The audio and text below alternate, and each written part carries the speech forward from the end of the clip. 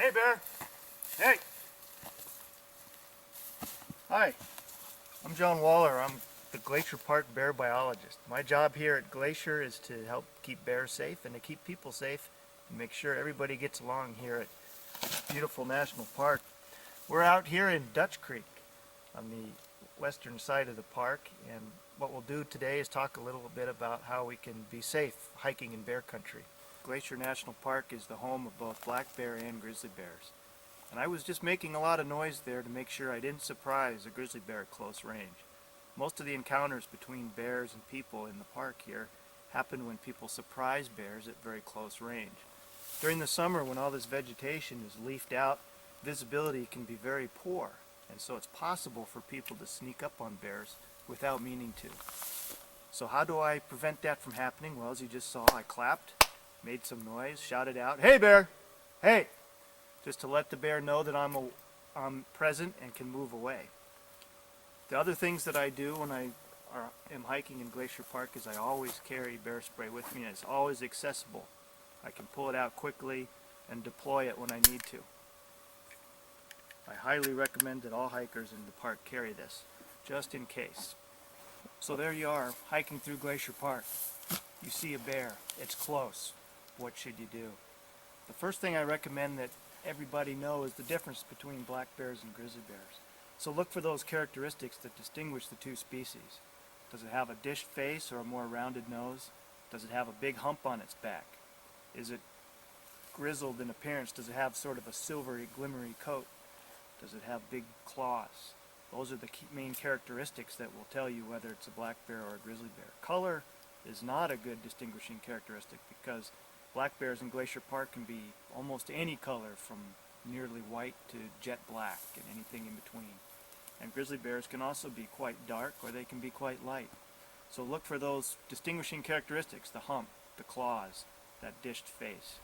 Those are the things that will tell you if it's a black bear or grizzly. And the reason it's important is because your response to those two species is different. Grizzly bears are much more dangerous than black bears. They have a greater defensive space.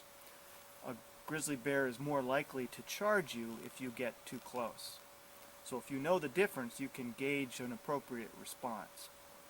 If I do encounter a grizzly bear on a trail at close range, the first thing I want to do is observe what the bear is doing. Is he facing away? Does he know I'm there? It might be possible for me to just discreetly move away without the bear knowing that I was there. I don't want to, at that point, necessarily make a loud noise that might startle the bear and cause him to react defensively. If the bear's looking at me, if the bear knows I'm there, the bear may not know what I am. Sometimes the bear will stand up on its hind legs to get a better look at you. So be aware of what that bear's doing. If that bear's looking at me and it appears as though he's trying to identify me, I'll try my best to let him know I'm a human while backing away. Say, "Hey bear, it's okay, it's just me," and then I will continue to move away as best I can, and most encounters end that way. The bear moves away, the people moves away, everybody's fine. Sometimes if you get too close and the bear is startled, a grizzly bear may charge you defensively. Quite often grizzly bears will do what's called a bluff charge. In other words, they don't really want to attack you, they want to put the run on you, so to speak. And what they'll do is puff themselves up and look big and scary and come bounding at you with their front feet hitting the ground, bouncing up and down.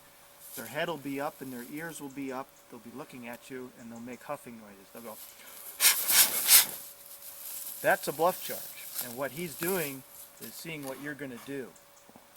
The best thing to do during a bluff charge is to try and stay calm and just continue to back away. When the bluff charge starts, stop, hold your ground, and say, "Whoa, bear, whoa." When the bluff charge stops, continue to back away. Again, it's just telling the bear that you're not easy pickings. I'm going to hold my ground, but I just want to move away from you. That's sort of bear talk. You're communicating to the bear your intentions. Sometimes if a bear is extremely defensive, or a female with cubs, she'll do a full-on charge. That is different from a bluff charge in that it happens very quickly. They don't make any noise. Their ears are generally laid back on their head. They're staring right at you and they're coming like a freight train.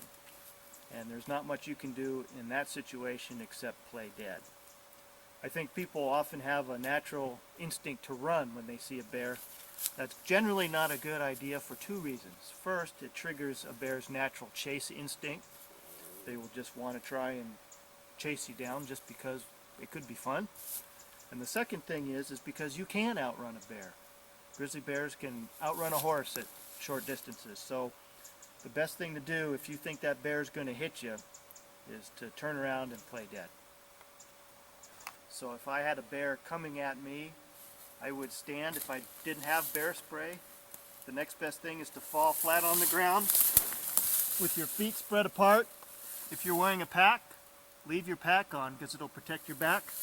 Clasp your hands over the back of your neck and hope that it ends. If the bear tries to roll you over, just go on around and try and keep your pack between you and the bear.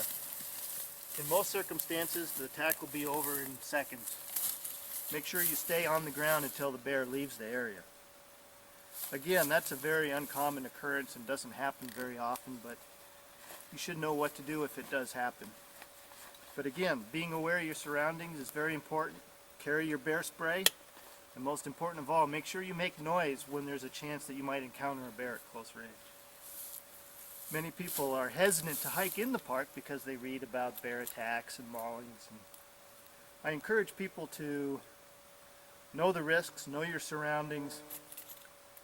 The chances of it happening are very slim, and you shouldn't let it interfere with enjoying the park.